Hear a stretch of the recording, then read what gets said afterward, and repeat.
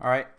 So, nothing too special. I just found some a YouTube video called "The Art of War," Sun Tzu or Song Tzu. Sun Tzu is his Chinese pronunciation, but animated book summary. And I wanted to learn about the art of war for a while now. I've actually read a little bit of it when I was little in Chinese, but just wanted to check it out, see what it says. So just decided to share it alongside with you guys. So let's do this. I hope you guys can hear this actually. Visify books. No more, faster. I think you guys can hear this, right? Actually, oh, desktop audio. Maybe this one will help. Chapter 1. Laying Yep. Plans. Every war is fought to obtain something, and the outcome of the war is governed based on 5 major factors. The moral law represents unity and causes people to be in complete harmony with their leaders. Heaven represents the atmosphere, signifies night and day, cold and heat, 4 seasons. Earth represents different landscapes with its restrictions and freedoms, danger and security, and distances. The commander signifies the 5 qualities of an effective leader: wisdom, sincerity, courage, discipline, and benevolence. Oh. Method and discipline highlights the strength of management, graduations of rank, and control in expenditure. Nah. The key factor to win a war lies in the ability to modify plans according to circumstances, to deceive the opponents, and to pre-calculate everything. Pre-calculate everything. Chapter 2. Waging War. Economy in warfare is extremely important, so one should calculate each and every expenditure involved in the process beforehand, and lay out plans accordingly to limit costs. A leader should have good decision-taking ability, and his main goal should be victory and not lengthy campaigns. Winning decisive engagements quickly ensures success. Okay. Chapter 3. Attack by Stratagem. Complete It's a destruction gem. of the enemy The should be hidden gem. avoided, as it benefits no one. Winning without destruction is excellence. Unity determines the strength of the army and not the size. After considering the size of our own army and size of the enemy, we should decide to surround, attack, or flee the enemy.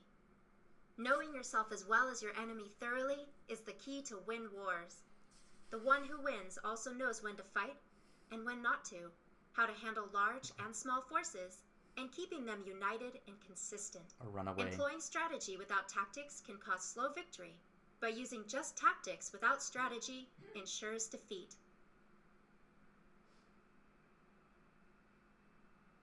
Chapter 4. 4. Tactical Dispositions. Good fighters are well prepared and put themselves beyond the possibility of defeat, defending their existing positions and then wait for an opportunity to defeat the enemy. Making no mistakes is what wins battles, as it means conquering an enemy that is already defeated. There are 5 main factors in warfare: measurements, estimation of quantity, calculations, balancing of chances, and victory. All those could be Measurements are studied derived from carefully. Earth. Quantities are estimated from measurements. Calculations are derived from quantities. Chances balanced by calculations, and victory derived from chances.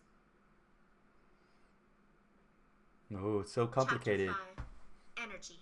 This could A be small like force should multiple also be reads. controlled similarly to a larger force, as it is only a matter of efficient organization. There are direct and indirect methods in war and should be used together. Just like a few notes can create any number of melodies, and primary colors can fuse to form any shade, direct and indirect attacks together can form an endless series of maneuvers. So poetic. Creativity and timing in war helps to build the army's momentum. In war, we cannot feign weakness without having strengths. Chapter 6. Weak points and strong. Attack places which are undefended and defend places that cannot be attacked. A clever combatant knows the strengths and How would weaknesses you of his defend a enemy place that can't be without attacked? revealing his strengths and weaknesses. Everyone in war can see the tactics, but no one knows the strategy, and so knowing where, when, and how to fight beforehand can make a huge difference. Nothing remains constant on the battlefield, and in the end, it's about how you can exploit your strengths and the enemy's weaknesses. I'm going to exploit my strengths. Chapter 7. Maneuvering. After planning and strategy Oops. comes tactical maneuvering, Mistake. which is very difficult, as it includes turning devious attacks into direct ones, and converting your adversities into opportunities. Being deceptive, fast, and compact plays a huge role in winning a war. In order to win, we need to stay united, which makes it difficult for the brave to move forward alone, and for the weak to retreat alone, and thus there is a danger of the army losing its spirit, or commander losing his presence of mind. Presence of mind. Chapter 8. Variation in Tactics.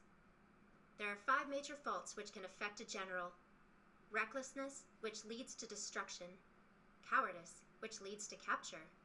Quick temper, which is provoked by insults. Heightened sense of honor, which is sensitive to shame. Over concern of his men, this can make him worried. Hey, the that's cause like of defeat me. of an army is always due to one of these 5 reasons. Oh, so it's like the Octalysis. The 5 chord losing Chapter 9, reasons. The Army on the March. There are 4 types of basic grounds: mountains, rivers, salt marshes, and plains. Each type has its own natural advantages and disadvantages, which should be utilized accordingly. By observing the enemy and other factors such as animals, birds, and trees, a wise person can figure out the enemy's tactics. A leader should always have faith in his men. Look at that who bird. should be treated with humanity, but I controlled know with iron their discipline. strategy now. Chapter 10. Terrain. There are 6 types of terrains: accessible ground, which can be freely traversed by both sides; entangling ground, which cannot be reoccupied once abandoned; temporizing ground, which is inconvenient for both sides; narrow passage, which should be occupied first so as to be ready for the enemy; precipitous heights, which should be occupied first or not at all; great distance from the enemy. With the armies matching in size, fighting would be to your disadvantage.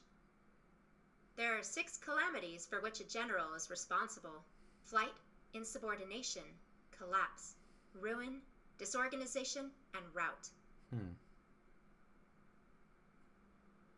Looks like a really good book. I think I'm actually Chapter going to 11. read it. The 9 situations. There are 9 types of grounds in warfare. When fighting in one's own territory, it is dispersive ground. When penetrated a little into the hostile territory, it is facile ground. The ground which is favorable for either side is called contentious ground. The ground on which each side has the liberty of movement is called open ground. The ground which forms the key to 3 adjoining states is called the ground of intersecting highways. When the army is deep into the enemy territory, it is called serious ground. So serious. Hard to traverse ground, like mountains and marshes, is difficult ground. When the entrance is narrow and the exit circuitous, it is hemmed-in ground. The ground in which we have to fight to survive is called desperate ground. I wonder if you can make like abstract analogies. Like, oh, they're in difficult ground, they're in Chapter serious 12, ground in our Attack by negotiation. Fire. The 5 ways of attacking with fire are burning the camps, stores, baggage trains, arsenals, and dropping fire. Make wise use of the fire in the enemy camp, and attack only when the time is right. By using water, the enemy can be intercepted, but not robbed by his belongings. Chapter 13. Wait, how do you use water The to use of attack? Spies. That's The unclear. intelligence plays a very vital role, as the information gathered about the enemy is crucial for achieving what ordinary men couldn't. There are 5 types of spies. Local Ninja. spies, who are inhabitants of the area. Foreign spies. Inward spies, who are enemy officials. Converted spies, who are enemy spies converted for our own good. Doomed spies, who are used to spread misinformation. Surviving spies, who report back with the information. The surviving spies are bad for the enemies. Or it's bad for it's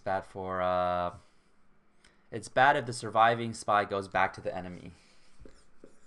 Alright, I guess the prince, sure. I heard about this for a while too. Why not? Since we're on a Let me just start off by saying that I'm not recommending anything I'm about to say in this video. I've simply taken one of the most influential books ever written, and I will try to break down some of the ideas with hopefully relevant examples.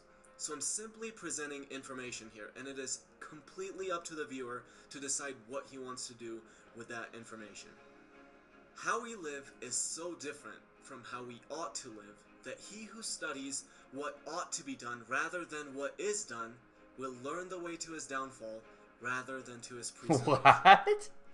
What Machiavelli is saying here is, look, we all have these visions of how society should be and what we should all do, but and the this truth guy's is, gonna fail. what happens in reality just doesn't correspond to that at all. So what he's basically saying is, idealists will real. die. If I asked most people watching this, do you want to see Kim Kardashian's ass from 20 different angles every single day on your computer screen, what are most people going to say? No, that's not what we want. You shouldn't be clicking on that That's stuff. that's not right. Yourself. Most people want to do that. You should be that. reading Voltaire. Now, here's what Machiavelli is saying. Look, that might be how we ought to live, but it's just not what's really going on. So if you're a marketer, don't cater Voltaire to people's Facebook feed. They don't care about Voltaire. Instead, show them Kim Kardashian's ass from 20 different angles, and the 10 celebrities this week who got drunk and then threw up. You'll get all the clicks you want, and you'll make a lot of money. And this makes people genuinely angry. Machiavelli, don't say that. How could you say something like that? Well, because that's just how it is. If you don't understand that this is how it is, you either don't know anything about marketing, or you're some well-intentioned wannabe marketer who hasn't had his dreams completely shattered yet. And the same thing applies to politics and any other field of power. How long is this you video? can't be a good, honest 10 minutes, politician. You just can't. People say all the time, well, why can't we just have Alright, honest before politicians? anything, I'm actually gonna go check that, make sure you guys can hear the sound, because it's kind of interesting, and it's unfortunate if you guys cannot hear it, so I am going to double check. Dashboard is where I go, I believe. And, let's see. Sound, because it's kind of interesting, and it's unfortunate. Yeah, this is not where I see if, I am going to double check. there's no one in this room. Dashboard It's is okay. where I go, I believe. Um, And let's see. Sound, because it's kind of interesting, and it's unfortunate. yeah, this is not where I see if, I am going to double check. there's no one in this room. What's the point to do this? Okay, video manager, I think. Video manager. Is it already a video manager recording? Let's check this out. Kudu. Colors can fuse to form any shade. Direct and indirect attacks together can form an endless Yeah, I guess you series guys of can hear it. So poetic. Creativity and timing in war helps to build the army's momentum. Who report back. From how we ought to live, that he who studies what ought to be done rather than what is done will learn the way to his downfall. All right, I'm satisfied with this. I'm okay with this. I'm gonna keep watching this video. Because honest politicians are like the marketer who markets Voltaire to you. You don't click on Voltaire, you click on Kim Kardashian's ass. So just like a marketer who markets Voltaire will never get any clicks, the honest politician will never get any Yep, votes. that's how George Washington won, with Kim Kardashian's ass. Any man who tries to be good all the time is bound to come to ruin among the great number who are not good. Hence, a prince who wants to keep his authority must learn how not to be good, and use that knowledge or refrain from using it as necessity requires. Again, a politician needs to learn how not to be good. I know that might sound crazy, but that's the only way he'll ever have a chance. What are you going to do?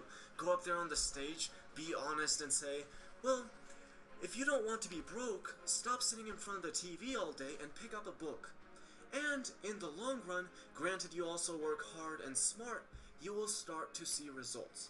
Is that really what you're Nah, going to do? people want to hear. You can, but you'll I'm never gonna make get everyone elected. rich. No, Everyone's don't gonna do have a that. job. Go up there and tell them how you're going to just change this one thing about the economy, and all of a sudden we're all going to have more money. Yeah, Money is just that's going how to it be works, magically right? generated out of nowhere, and you will then hand out this magic money to everyone. And yes, as stupid as that sounds, you will actually get all the votes, and your honest competitor will get none. No. I also love people who have absolutely no idea about how business works, and in their mind they'd be so good only if they were in power. If I was in charge of that, I would pay people 3 times as much. Oh, really? Would you? Would you really do that? Because that's probably why you're not in charge of anything. If you were in charge and you did that, you would be out of business in 2 weeks. The vulgar crowd always is taken by appearances, and the world consists chiefly of the vulgar. Okay. Hey, Machiavelli hopefully the world's says, getting more educated. now that you know that a lot of times you can't be a good guy, don't make the mistake of not appearing like one. All you have to do is appear to be the good guy. You're dealing with people who constantly click on the top 10 celebrities who puke this week. They're not going to know the difference. Don't worry. I love when people look at all these philanthropists and think, what a nice guy. He's just the paragon of goodness. Oh, is he really? Are they really? Is that how they built multi-billion-dollar businesses? By being a nice guy to their competition and sharing their revenues equally and generously with their employees? No. They built it by following another one of Machiavelli's principles. Men ought either to be well treated or crushed because they can avenge themselves of lighter injuries. Of more serious ones, they cannot. Therefore, the injury that is to be done to a man ought to be of such a kind that one does not stand in fear of revenge. Almost every successful organization you might like and think of as good has engaged in the nastiest lawsuits and acquisitions to completely crush its enemy. And I could give endless examples of this game of appearances. My favorite Lawsuits, one has you to don't be crush politicians who clearly don't care about religion, but act like without Jesus, they just wouldn't know what to do. And it works! If they didn't lie, they just wouldn't have a chance. But how- I mean, if how is this Jesus related? wasn't personally guiding the senator, we all know that the state would immediately collapse, and as a punishment, it would probably be hit with tornadoes too.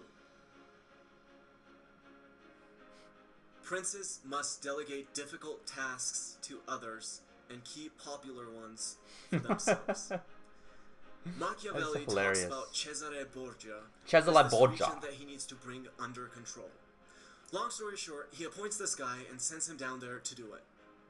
The guy makes sure the troublemakers' heads are chopped off and they're castrated and all of that. Really brutal stuff. And finally, the place is under control. The problem now is people have seen a lot of cruelty, and they're pretty pissed off. So what's Borgia's solution? He has the guy who did all his dirty work Hanged? cut in half and thrown onto the city square. What? Then, he makes sure to provide the citizens with food and entertainment, and what's the result? The dirty, effective work was carried out just like Borgia wanted, but he's not the one people are angry at. That is so disgusting. Now, that is probably one of the weirdest, most repulsive stories I've ever heard, but people in power today constantly do basically some variation of that. I was watching one of the biggest channels on YouTube, and this guy just has the scammiest marketing. By the way, this reminds me of something that happens pretty early on in Season 1, House of Cards. So if you hate spoilers, do not listen to this because this is pretty early on. So in House of Cards, there is one person who tells his or her manager to fire all the staff, and the manager's like, no, I don't want to, you know, they work so hard, and there's nothing wrong with the organization, why should we do it? And then she was forced to do it, and after she did all the stuff, then the boss is like, all right, you're fired too. Heartless, heartless, heartless. In the world. It's just so bad. And of course, some people kept calling him out for it, but then one day he puts out this video where he's just really honest, you know? He's really gonna be honest with you guys. And here's what he said. I know my marketing is scammy, and I would basically be a piece of shit for doing it, but it's not me, guys. It's just the marketers who work for me, man. It's just how they do stuff. If it was up to me, I wouldn't do it like that. And I scroll down, and the video has all these likes, and people are just like, yeah, we know you're a really good dude, it's just the marketers. And I remember sitting there in utter disbelief. So let me get this straight.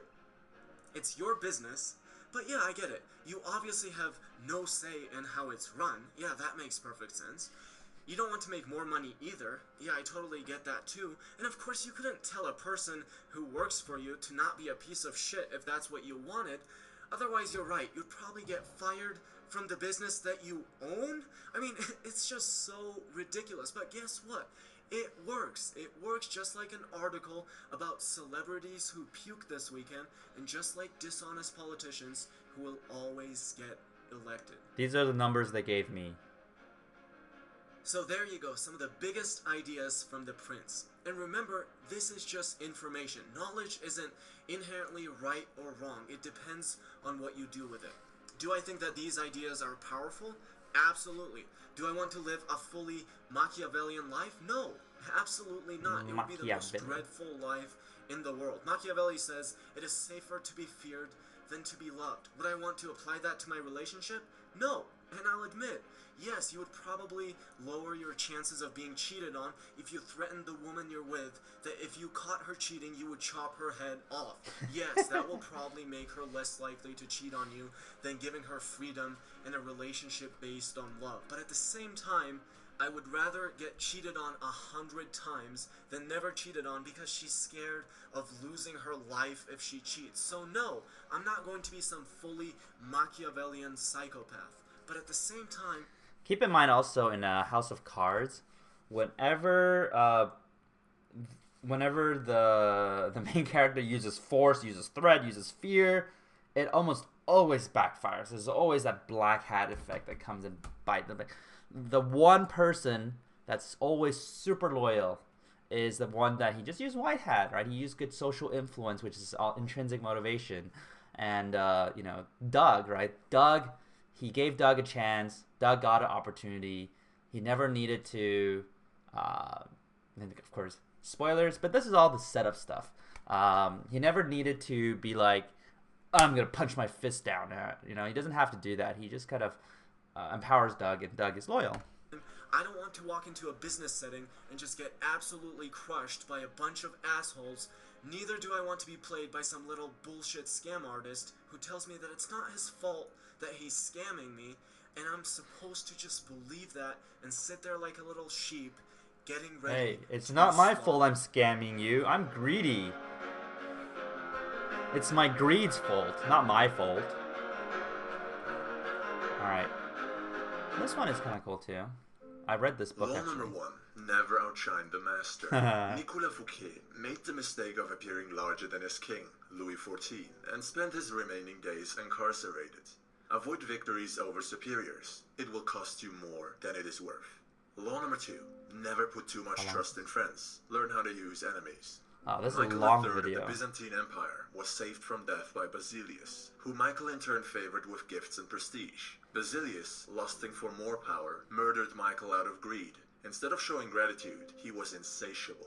Trust from a distance. People are selfish and pursue their own interests. Former opponents make more loyal and stronger friends. No, that never Law trust, number but be 3. careful about Conceal that. your intentions. The Marquis de Sévigné wanted to seduce a young countess. Instead of being indirect and subtle, he exposed his true feelings for her, and she lost all interest, as he blurted out that he loved her. Add a sense of inexplicable mystery to your character. Law number 4. Core Drive 7. Always say less than necessary. Core Drive 6-7. Law number 5. So much depends on reputation. Guard it with your life.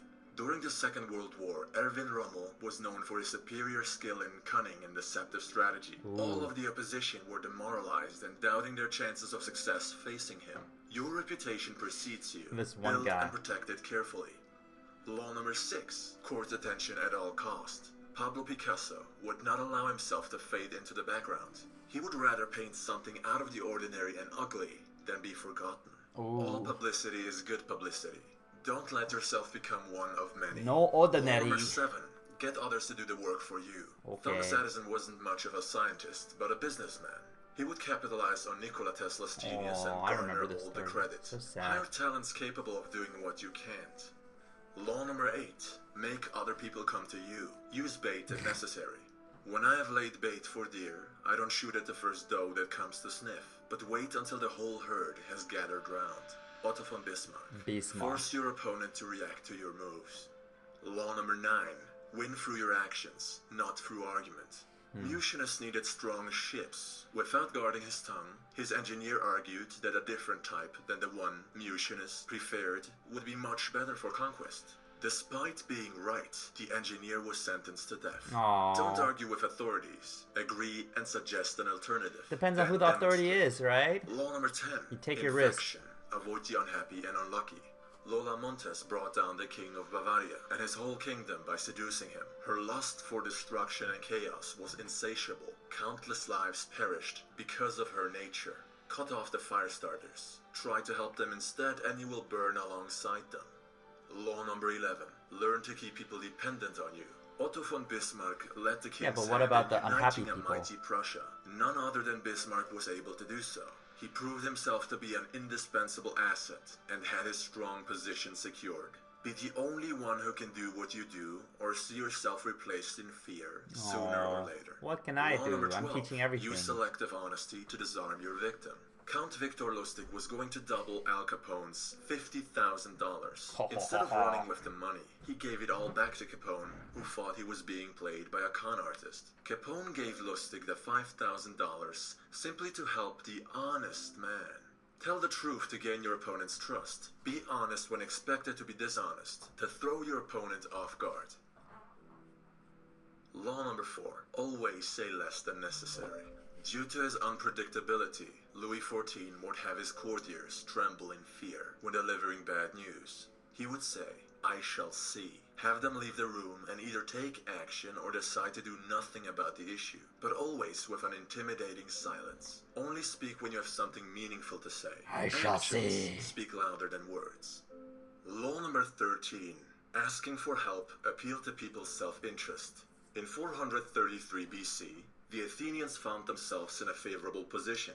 The Corcyraeans and the Corinthians were preparing for war. Both parties wanted to secure the help of the Athenians. The Corinthians chose to remind them of an existing debt. The Corcyraeans, on the other hand, spoke only of mutual interests, the combined force of their navy directed at Sparta, the Athenians allied with the Corcyraeans. In sales of any kind, pragmatic arguments will always trump emotional appeals. The past does not matter. Don't count on loyalty. Aim for win-win deals. Law number 14. Pose as a friend, work as a spy. Charles Maurice de Talleyrand-Périgord, All this stuff is so French intense. politician and mastermind behind Napoleon Bonaparte's defeat, would hold himself back in conversation and get others to talk endlessly of themselves to the point of betraying their own thought, intent, and strategy. An interrogation disguised as a friendly chat, so subtle that the victim did not notice. Learn to judge a person's character by what they reveal of themselves, so that you can recognize a threat before it arises. Test people's honesty before you consider trusting them. Law number 15. Crush your enemy totally. A priest asked the dying Spanish statesman and general Ramon Maria Narvaez, "Does your excellency forgive all your enemies?" "I do not have to forgive my enemies," answered Narvaez. "I have had them all shot." The last resort, when words are no longer heard and the enemy cannot possibly be reasoned with, the chances for peace at their lowest, the only option is total destruction. Merely wound the enemy, he will recover and show no mercy in turn. Law number 16. Use absence to increase respect and honor. You know, that's the hard thing, that crush your enemy totally, because there's so many stories where some bad guy kills some people, and the children is like, I'm so crying, and the bad guy's like, little kid, I'm gonna show mercy, right? And the whole plot is about the kid growing up, and then one day, that bad guy, when he doesn't know what's going on, suddenly gets stabbed, right? Or this prostitute kills him. You know, it's kind of hard because you don't want him to obviously kill the children, but if you know how this stuff works, then it's like, well, I'm gonna probably die from these children when they grow up. I guess what they do is they wait for the children to grow up and then kill those children who are grown up. I guess that's what they do. A man said to a dervish, "Why do I not see you more often?" The dervish replied, "Because the words, 'Why have you not been to see me?' are sweeter to my ear than the words, 'Why have you come again?'" Morlayami, quoted in Idries Shaw's Caravan of Dreams, 1968. Give people time to miss you by robbing them of your presence. It's when we lose something that we discover how valuable it had been to us. On your return, you will be appreciated all the more. Law number 17. Cultivate an air of unpredictability. Once Pablo Picasso had become a recognized artist, others would assume that whatever action he took must have been calculated. The art dealer Paul Rosenberg was confused when one day Picasso told him they would no longer work together. Rosenberg couldn't find out why and offered him a much better deal. The unpredictable is terrifying. When you don't know what to expect, you cannot prepare properly. You can't devise a clever plan because you're in the dark. Put others in such a position when negotiating. Law number 18. Isolation is dangerous. The more you are isolated, the easier it is to deceive you. You lose touch with reality. When someone is urging you to cut friends and family out of your life, realize that they want to control and influence you all by themselves. Do not cut your friends or Whether family you out of do your this life. consciously or unconsciously, it is malicious. Be careful in cutting yourself off from others for too long. Mingle much. Introverted or not, Mingle you may all the cause way. yourself great harm psychologically by pushing others away from you. Law number 19. Do not offend the wrong person. Oh yeah, of course. Muhammad, the Shah of Khwarezm and Inalchik, had beheaded Genghis Khan's messengers who had come in peace with great gifts and offerings. The Khan declared war, Genghis seized the enemy's capital, Khan. and had Inalchik killed, quote, by having molten silver poured into his eyes and ears. Whoa. Later, Genghis Khan seized Samarkand, bringing his brutal conquest of Muhammad's vast empire to an end. What would have become of Adolf Hitler had he been given the chance of becoming an artist? Perhaps history would be very different. Avoid insulting others. You do not know who you are dealing with. Even though we live in a time where everyone is offended, and the level of political correctness borders on absolute madness. Law Madness. number 20. Do not commit to anyone. Alcibiades, Greek soldier and statesman, found himself courted by the Athenians and the Spartans because he had influence on the Persians, and honored by the Persians because he had influence over the Greek city-states. Ooh. Instead of committing to one side, he His played side. all of them in his favor. Committing to someone is like handing yourself over to them. It means more obligations and less control. No Law commitment. number 21. Play a sucker to catch a sucker. Socrates said, the only true wisdom is in knowing you know nothing. You know nothing, He didn't Jon actually Snow. believe of himself that he did not know anything. It was his way of disarming people. Sometimes you have to play dumb so that the other lets his guard down. Being openly smart is foolish. Being openly foolish is smart. So he's like, you need to know you know nothing, and therefore now you will listen to me and respect me because I know more than you do. Ha! Law number 22. Surrender tactic. Transform weakness into power. The Melians were prompted to surrender, but declined the Athenians' offer. Despite their alliance, the Spartans did not come to the rescue. Melos was conquered and their population slaughtered and sold into slavery. To quote Cardinal de Retz, weak people never give way when they ought to. Avoid weakness, but when you find yourself in a weak spot, choose to fight another day. You will lose the current battle, but the war is not over. Law number 23. Concentrate your forces. The greater an empire's territories, the more vulnerability. Great lands need strong borders, else they may be And a wall. overrun by another barbarian tribe, as seen with the collapse of Rome. Your armies are strongest when forged together. Divide them, and they may not be able to protect the empire from an invasion. Dedicate your complete focus to one front, using every resource at your disposal, and all of your energy to master your craft through total immersion. Law number 24. Play the perfect courtier. One cannot spell courtiership without Charles Maurice de Talleyrand-Bérégout. Shut up, The man who brought down Napoleon Clearly I'm not a Bonaparte, courtier. master of the battlefield, with extreme subtlety. You are a courtier, or courtier, whether you like it or not. You must play the game of power, so you might as well choose to be good at it. The perfect courtier obeys his masters, but shines in his own light. He is not powerless, doesn't trust, but appears trustful. Doesn't talk much, but finds the right words and the right timing when he does. Everyone likes him. He is charming, witty, and helpful. He appears to be neutral, That's a not me. paragon of honesty and fairness. He always has a genuine smile on his face, and we don't doubt his intentions for 1 second. Although he is a great talent, we do not feel threatened by him. We seek him as an ally.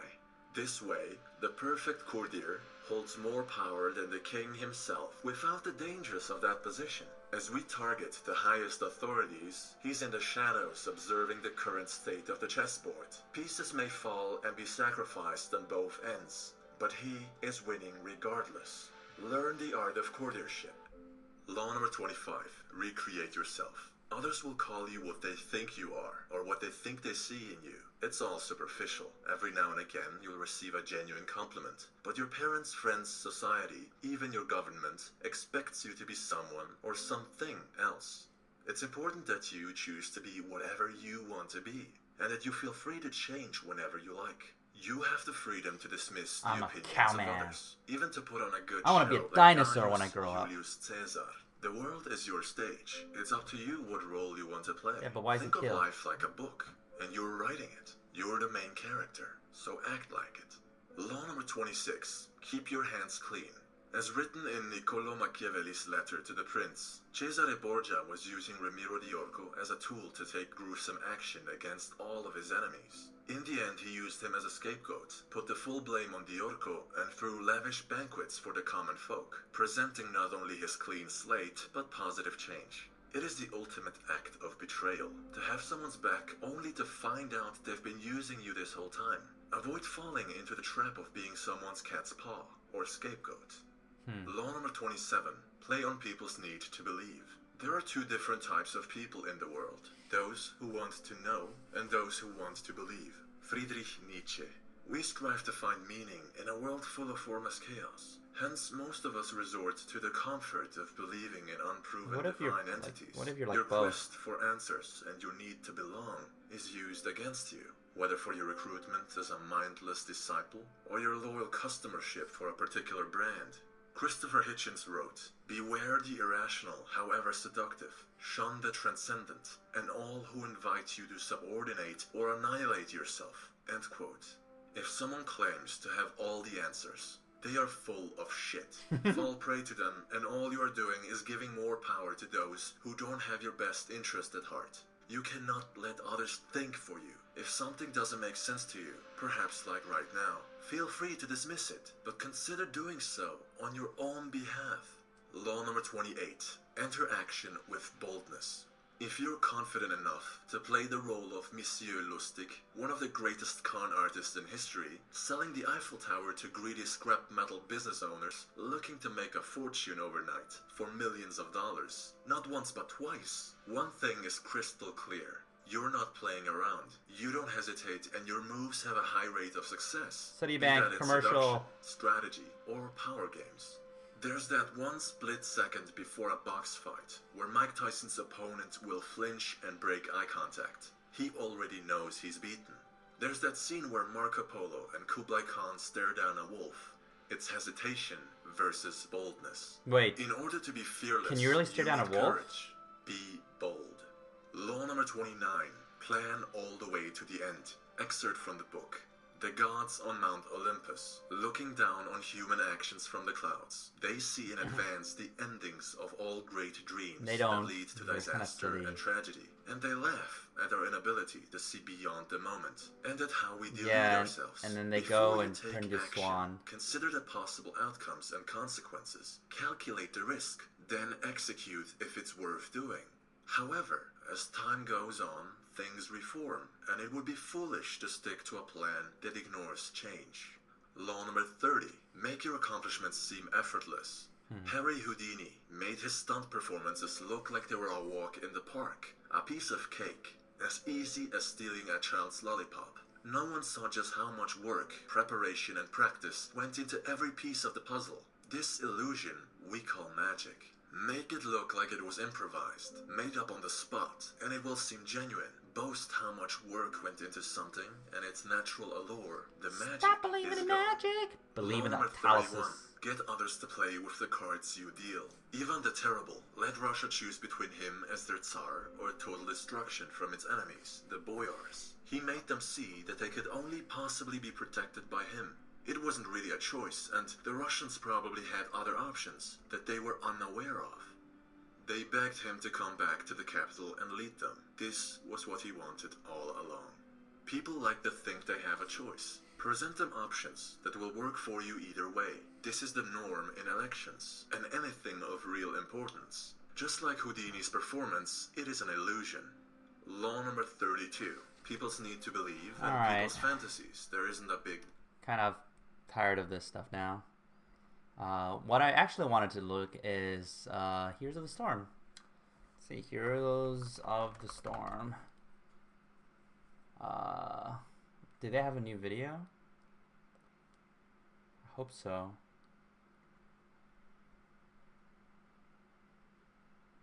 Two weeks ago was your last video? Come on. Come on. The Elemental Stag is really cool though. Like, can't we at least see the Scarrigan cheerleader one? I'm very into that. Okay. Just the sadness of life. Since launch, Heroes of the Storm. All right, fine. Fine. I'll just watch one of these. I think I've watched this one though. Maybe. Let's try it. I'm gonna turn down the volume here a little bit. I think I've seen this one.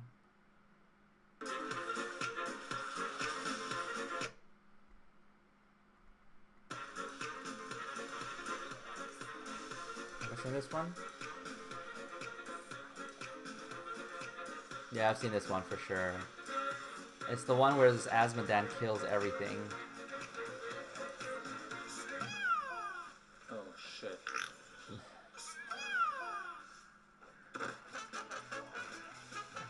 Yeah, I've seen this one already. I mean, if you guys want to finish this, of course, I'll leave it here for now. So, Zeratul goes after him, he dies. Why does Zeratul go the other direction? That makes no sense. And Murky's like, I have it for sure. For Shizzo! For Shizzo! And then is like, oops, sorry, Diablos can't take it with him. And he walks away from KT. And then he's like, yeah, I'm gonna go now. And Katie's like, I'm gonna come and kill you, you Mr. One Hit. And see, just misses. And that, one more hit. Why did he just walk away? See, because he doesn't want to die with him, but now he dies just by himself. Oh, and then the Diablo comes in. Is that like 5 deaths? And it's like, ha ha ha ha. So baited. Honestly, that's kind of funny. I think that's 4 to 5 players all dead. Ha ha ha. Oh, what's the most controversial? A character's outfit Costumes. helps define who the character is in the context of the film, particularly when it comes to period pieces and superhero movies. Seemingly tiny incorrect details can cause a huge uproar among fans. From metal bikinis to sparkly hot pants, let's take a look at some of the most controversial movie Alright. costumes and the explanations behind them. This is not. Karen Gillan in Jumanji. In September 2016, This is not educational audiences got their content. first This is just look at a set sensation from bait. Jake Kasdan's Jumanji: Welcome to the Jungle, a new adventure inspired by the beloved 1995 Robin Williams film. In the photo, Dwayne Johnson, Kevin Hart, and Jack Black are each wearing jungle-appropriate outfits, alongside co-star Karen Gillan, who's wearing what amounts to child-size clothing. The photo prompted immediate criticism, prompting Gillan to try and diffuse controversy by telling The Hollywood Reporter, "The payoff is worth it, I promise." The Hollywood Reporter later revealed that the first footage for the film does explain Gillan's skimpy outfit. The plot involves 4 high school students who are forced to clean out the basement of their school while in detention. They find an old video game rather than a board game, and each choose a character to play. So is the costume meant as tongue-in-cheek criticism of how video games portray women? Maybe. We'll have to wait and see. George Clooney in Batman and Robin. Joel Schumacher's Batman and Robin was a disaster, to put it mildly. Setting aside the cartoony elements, the terrible dialogue, and poor plot choices, fans will never forget the costumes, specifically the bat nipples. You can milk anything with nipples. Schumacher explained his reasoning in a Batman special. The bodies for the suits, the inspiration for them, are Greek statues that have perfect bodies. And so we're molding this perfect body in rubber, and they're anatomically erotic. So it never occurred to me to not put nipples on the men's suits, because I didn't know the male nipple was a controversial controversial body part, Ryan Reynolds in Green Lantern. That's kind of funny. Oscar-winning costume designer Nyla Dixon came up with the unique idea that Green Lantern's costume should be a manifestation of his power. That could have led to some pretty cool visuals, but as fans immediately realized when the first images of Green Lantern were released, the special effects just weren't up to the job. Green. Wow. I know, right? Even star Ryan I think it's pretty Reynolds cool. also complained how the costume made his job much harder to do, saying, "It's brutal doing a film where you're wearing a motion capture suit for the whole time. I didn't even get to see the Green Lantern suit until the first trailer. I never even knew what it looked like." Rebel Wilson in Pitch Perfect 3. Even before Pitch Perfect 3 finished filming, the production caught flack after Rebel Wilson posted a photo online of herself alongside co-stars Brittany Snow and Chrissy Fitz, causing fans online to accuse the film of size discrimination because Wilson's outfit had sleeves, while her co-stars had bare arms. But that's right, this was the start of Sleevegate.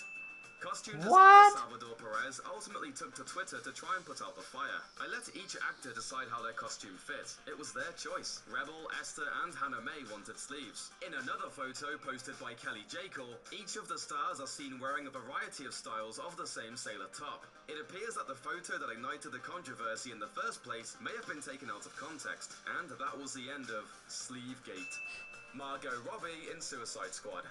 Harley Quinn's big screen debut in David Ayer's Suicide Squad was one of the movie's biggest draws, especially since Margot Robbie was playing the famed villain. As with any other comic book character, a lot of media attention focused on her costume, particularly how much of it was missing. When asked about her body-hugging costume, Robbie told the New York Times that Harley was, quote, "wearing hot pants because they're sparkly and fun." But the actress personally felt self-conscious about the outfit. Ayer defended the look by saying that he didn't think denim overalls would be appropriate for their character, because that clearly was the only other possible choice.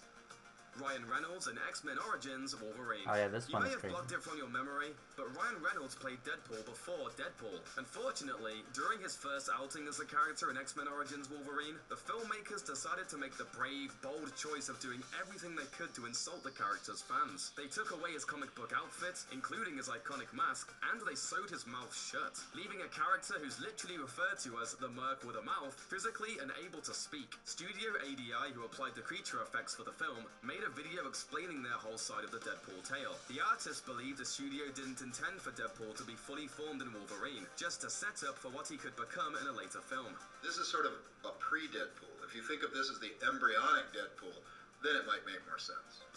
Bryce Dallas Howard in Embryonic. Jurassic World. Though audiences generally love the big dino action, there was one big problem with Jurassic World for some fans: Bryce Dallas Howard's heels, which somehow stay magically glued to her feet even when running from a T-Rex through mud, rain, and wet concrete. But Howard defended the choice, telling Yahoo News, "I'm better equipped to run when I have shoes on my feet, so that's my perspective on it. I don't think she would carry around flats with her. I think she's somebody who could sprint a marathon in heels." For me, it was actually logical for her to be in that very illogical situation, because she doesn't belong in the jungle, and yet she finds herself there and has to adapt. Sylvester Stallone in Judge Dredd. In the comics, Judge Dredd famously never reveals his true face, a decision that's symbolic of his dedication to his job. There is no other secret identity. His helmet isn't a mask, it's who he is. So it was a huge problem for fans when star Sylvester Stallone took his helmet off less than 20 minutes into the film. That's The reason was controversial. simple. Stallone's celebrity was more important than the source material, and he wanted to showcase that famous face. After all, what's the point in signing a superstar to a role when you never get to even see him? As Judge Dredd writer Alan Grant said, the story was subservient to Stallone, who I think takes himself too seriously. Or, in other words, Carrie Fisher in Return of the Jedi. Princess Leia's metal bikini struck an immediate chord with adolescent male fans of the Star Wars series from the moment it debuted in Return of the Jedi. But while the outfit was based on Frank Frazetta's legendary painting The Princess of Mars, plenty of critics have since found the slave Leia costume to be a prime example of sexual objectification, a sexist treatment of the series' only notable female character at the time. Carrie Fisher, who played Leia and had to put up with decades of discussion around the outfit, warned Daisy Ridley, star of The Force Awakens, "Don't be a slave like I was. You keep fighting against that slave outfit. Fisher later tweeted, that chain only enslaved me until I could use the frabjous thing to kill that drooling, swollen, super-tongued slug and whirl him off into infinity. As always, Fisher had the last and best word. Thanks for watching. Click the looper icon to subscribe to our YouTube channel. It's kind of funny, kind of funny. Alright, what was I going to see? I was going to look at this thing.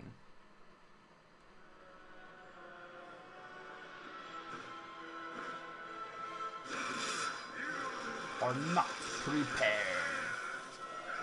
Such a catchy line. Why are you catchy, man? Why are you catchy? Alright, let's see if I've seen this before. Ooh, this new stag. Oh, I've seen this one. Oh, this one is so cool. This one is so cool. If you notice how this works, it's supposed to die. How is he healing himself? I mean, I know it's like his thing is distracting, but wow.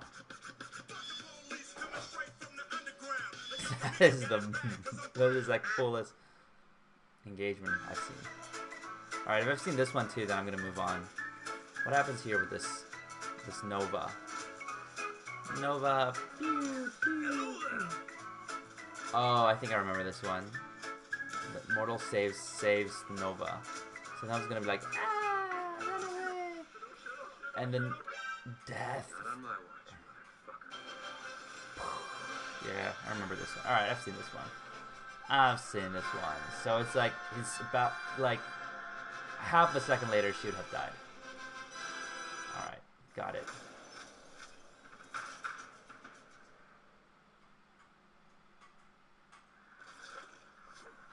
Yeah, I think I've seen this one too. Yeah, I've seen this one. Yeah, I've seen all of them. So sad. Alright. Anything else to see before I get back to real work? What is the end of the universe? Modern is ruining our society. Alright. I think that's all for now. Nothing more to check out. Alright. Then, I guess I'll talk to you guys later. I might make a video soon. So, that's all for now.